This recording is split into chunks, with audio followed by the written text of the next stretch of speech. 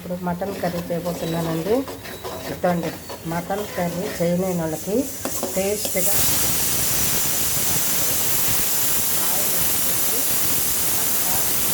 Oil వేసుకోండి. మిక్సీకి ఎర్రగడ్డ బాగా పేస్ట్ లాగా చేసుకోండి.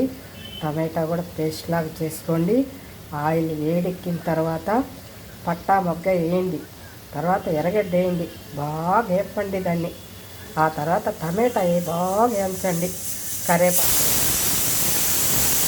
ఇదండి. దీంట్లో నేను ధనియాలు, గసగసాలు, పట్ట మొగ్గ, కొత్తిమీర, పుదీనా, జీడిపప్పు, ఏలక్కాయలు, జాజికాయ వేసి మిక్సీ పట్టించానండి. ఇదండి, ఇది పచ్చి వాసన పోయేదాకా బాగా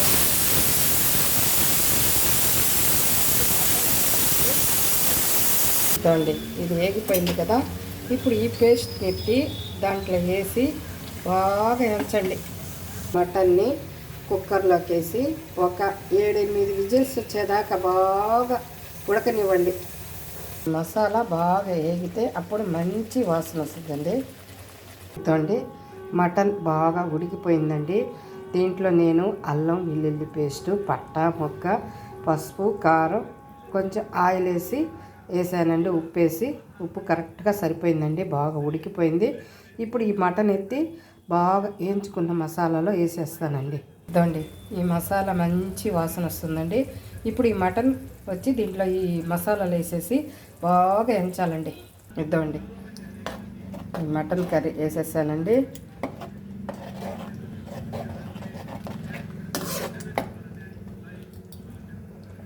సూపర్ టేస్ట్ వస్తుందండి. ఇదండి, ఈ మటన్ కర్రీ చూడండి.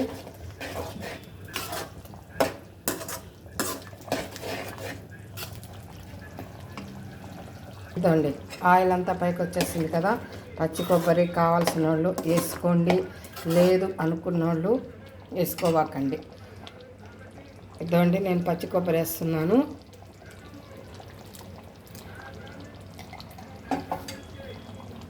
ఇదండి, ఇంత టేస్ట్గా చేసి పెడుతుంటే హోటల్లో ఫుడ్ బాగుండదు అంటారండి.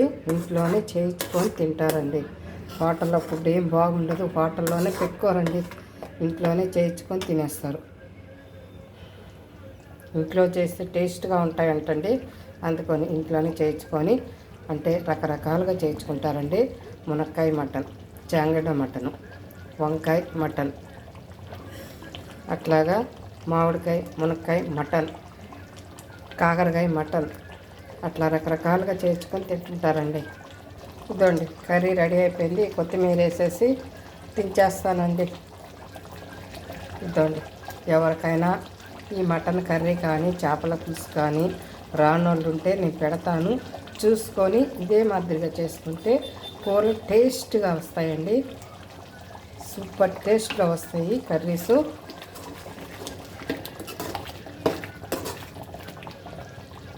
ఇది హోటల్ స్టైల్లో కూడా పనికిరాదండి, అంత టేస్ట్ ఉంటుంది కర్రీ. నచ్చితే లైక్ చేయండి, షేర్ చేయండి, సబ్స్క్రైబ్ చేయండి.